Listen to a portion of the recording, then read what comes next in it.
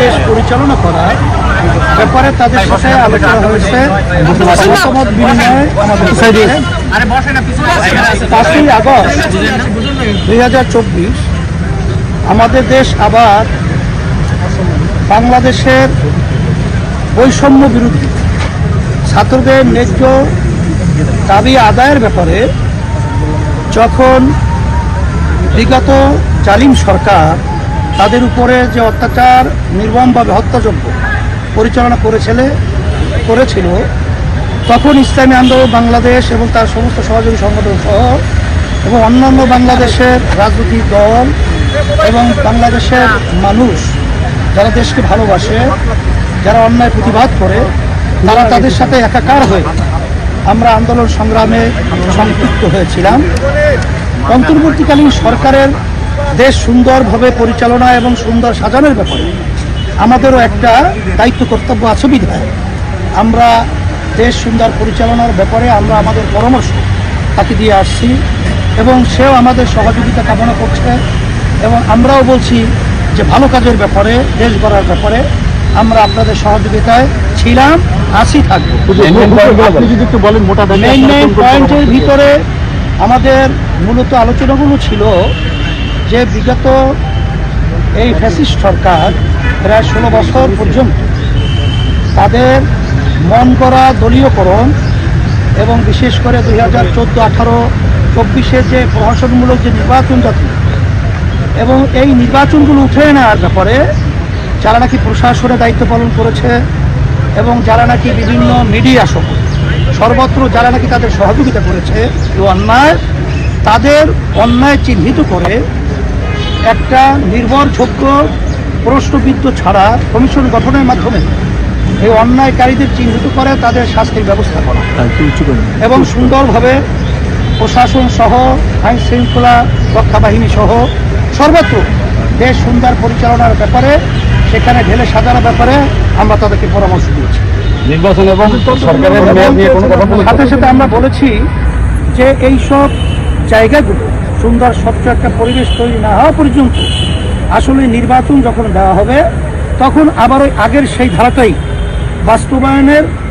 ক্ষেত্র তৈরি হতে পারে বিধায় আমরা বলেছি যে খুব শীঘ্র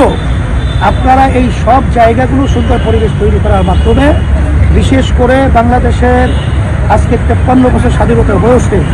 যে পদ্ধতিতে নির্বাচন হইতেছে আসলে এখানে দেখা যায় কালো টাকার দৌরত্ব বেশি শক্তির মাধ্যমে আসলে মূলত যারা নাকি যোগ্য দেশ পরিচালনার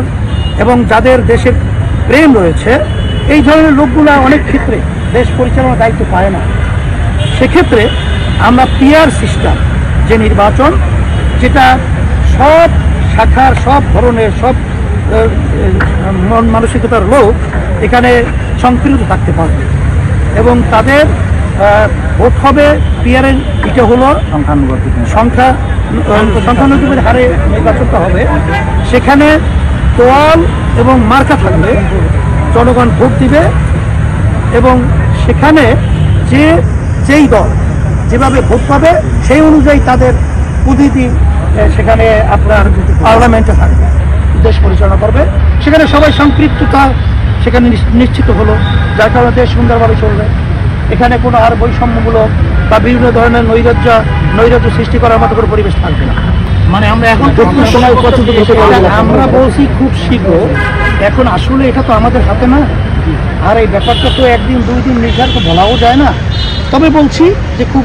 ত্বরিত আপনার পরিবেশ তৈরি করতে হবে। তবে আমরা একটা রোডম্যাপ ঘোষণা করার জন্য বলছি যে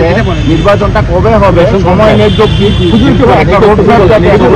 আমরা নির্বাচনটা কিভাবে হবে এবং কবে আপনারা কিভাবে করবেন একটা রোডম্যাপের ব্যাপারেও আমরা তাদের সাথে আলোচনা করেছি। সেই শব্দটা আমরা ব্যবহার করছি খুব শীঘ্র। হ্যাঁ, প্রধান উপদেষ্টা আমাদের এই পরামর্শে তারা খুব সাধুবাদ জানিয়েছেন এবং তারা বলছে যে অন্যায় প্রতিবাদে এবং সন্তুষ্ট হয়েছেন এবং এই প্রতিবাদে এবং বিশেষ করে সংখ্যালঘুদের বিশেষ করে যে দুর্গাপূজা সহ আসছে আমাদের সেখানে সহযোগিতা কোনো ধরনের নৈরাজ্য সৃষ্টি না হয় এ ব্যাপারে তারা আলোচনা করেছেন এবং আমরাও আশ্বাস দিয়েছি বা বলেছি যে 5ই আগস্ট যে বাংলাদেশে অভ্যুত্থান হয়েছে সেখানে কিন্তু ইসলামী আন্দোলন বাংলাদেশের সহযোগী সংগঠনগুলো আমরা কিন্তু তাদের মন্দির এবং তাদের জানমাল ইজ্জতের নিরাপত্তার দায়িত্ব আমরা পালন করেছি এবং আমরা সামনে ইনশাল্লাহ করব এবং আপনাদের ভালো কাজে দেশ গড়ার ব্যাপারে আমরা আপনাদের সহযোগিতা করব। লিখিত আমরা প্রস্তাবগুলো দিয়েছি প্রায়